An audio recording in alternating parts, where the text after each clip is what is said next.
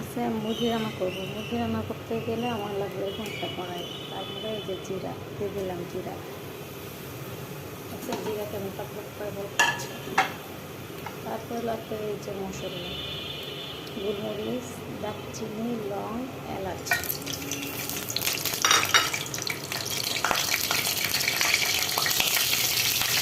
মাছ ফুটে কেন? তারপরে লাগে পেঁয়াজ।